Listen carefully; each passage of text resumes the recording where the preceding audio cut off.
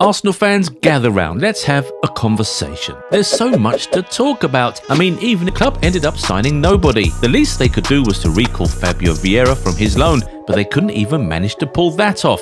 Well, guess what? Just 2 days after the transfer window slammed shut, Martinelli sustained a long-term injury, and a week later, Havertz was struck down as well and will miss the rest of the season. Now the club is left with just 3 attackers, one of whom can't even vote yet. Isn't that ridiculous? The fans have been crying for attackers to be signed for more than a year. The owners refused to listen, and now the club is suffering because of it. Now, if this was any other club, you can say the season has already wrapped up. But this crop of players obviously have a different mentality. They've shown that goals can come from anywhere, with the likes of Gabriel, Rice and Calafiori having come up with important goals in multiple games this season. Thankfully, the defence is still intact, so it's just about continuing to run a tight ship at the back and then trying to finish the job with the limited resources up front. And who knows, maybe this could somehow be a blessing in disguise. Ethan Nwaneri is a superstar in the making, we've all seen that.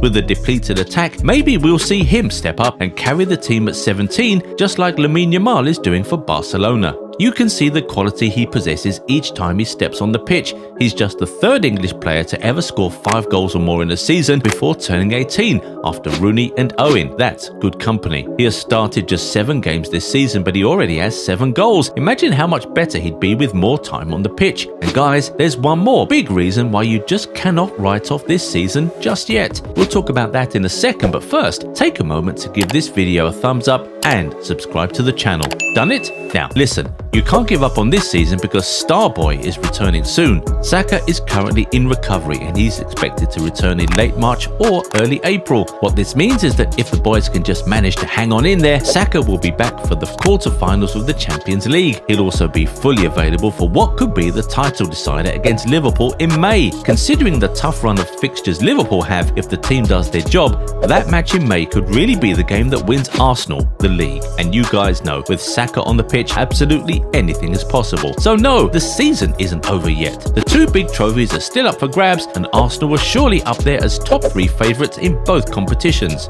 And we're sure that Arsenal fans all over the world are very unhappy that they're out of both domestic cups, but that also could be a blessing in disguise. When your best players are falling like flies, the last thing you want is fixture congestion. But hold on a minute, are these failures in cup competitions something to be worried about? Since 2020, Arsenal have not advanced to the final of any competition. In 2021, they were knocked out by Southampton in the 4th round of the FA Cup and by City in the quarterfinals of the EFL. 2022, it was Liverpool in the semis of the EFL and Forest in the 3rd round of the FA Cup. In 2023, the team was good, but they still got knocked out by City in the 4th round of the FA Cup and by Brighton in the 3rd round of the EFL. In 2024, they were binned off by West Ham in the round of 16 of the EFL and by Liverpool in the 3rd round of the FA Cup. And in 2025, they got knocked out by United in the 3rd round of the FA Cup and by Newcastle in the semi-final of the EFL Cup. That's 5 years and 0 finals for the Gunners. Meanwhile, Liverpool, City, Chelsea, Spurs, United, even Newcastle and Leicester City have all reached finals during that time. Heck, Newcastle have even done it twice now. For a team of their calibre, Arsenal should definitely be doing better regardless of the circumstances. So, should Arteta be under the microscope for this, or should fans continue to have faith in him because of how far he's brought the club? I mean, Arsenal were nobodies when he took over, but he has now transformed them into regular title challengers and one of the best teams in the world. Gunners fans, what do you think? As far as you're concerned, is Arteta the man? Should the club back him completely, or should they be looking for someone else? Also, do you share our positivity that this season is not over just yet? What do you think Arsenal can win this season? Talk to us in the comments. Feel free to vent as well. This is a safe space. If you enjoyed this video, give it a thumbs up and subscribe to the channel. Also, turn on the bell notification so you never miss out